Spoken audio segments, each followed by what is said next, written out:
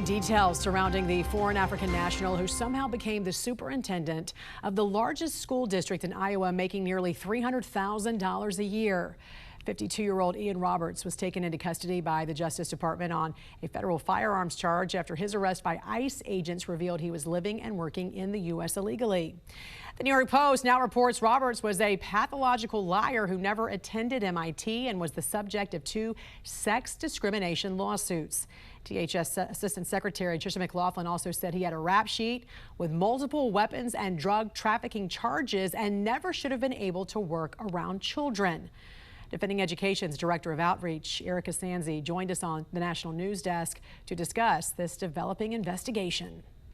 This is going to be a movie, I think, because there is so much drama unfolding. The MIT thing, for example, was new. I knew that he had a ton of claims about educational institutions, but what I wasn't aware of was that he also was making claims that he was going to be attending, I believe, MIT and I think also maybe Harvard Graduate School of Education. So just a pathological liar.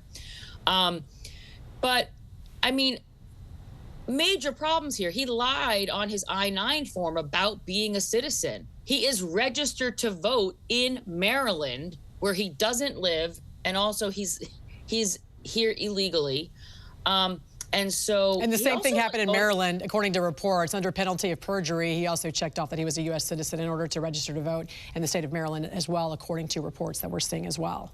So same thing. Also, when he left his job as an administrator in, I think in Pennsylvania. I'm sorry. See, it's confusing because he's been everywhere. Right. In Pennsylvania, he left over $400,000 in legal settlements in his wake because of behaviors that led to lawsuits.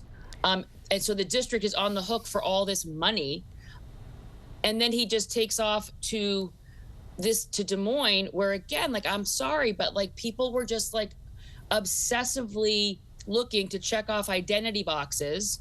And so he fits all these boxes in this messed up sort of DEI/affirmative action hiring. So Iowa is on the hook now too, because this is exposed, and we reported in February, by the way, that Iowa has a state law that requires school districts to have affirmative action hiring plans in place, which are against the law. So not only was that likely a part of his hiring, but then that's what he oversaw as the superintendent. He was also very much into this idea of race-based hiring. I believe they had a promise in their strategic plan written out in writing that they would be at 40% people of color for teachers and leaders by 2030. But you just pointed out something I did not know. So he went to Pennsylvania and was the superintendent of schools for a district there, and then he went to Iowa. But even if you didn't check to see what his work status was, or wouldn't you have called his previous where he worked before, and would that have come out, which you just mentioned about these lawsuits that he had faced there? That's a good question. So one huge problem in K-12 are these personnel records are sealed. It's also the way that we see teachers who have been let go for sexual misconduct with students end up jumping to other districts, because unless there's an arrest, which is a public record, I see, it's sealed. So my sense is that, again, I don't think that these school boards did their due diligence. Reporters are fine right now, just like regular people are digging and finding a ton of stuff. But I also will say that on the personnel front, things are hidden because records are sealed. And that is a safeguarding problem when you're working with students and families. One thing you did mention, too, I want to point out as well, is that the DOJ is investigating Des Moines public schools regarding race-based employment practices, correct? Correct.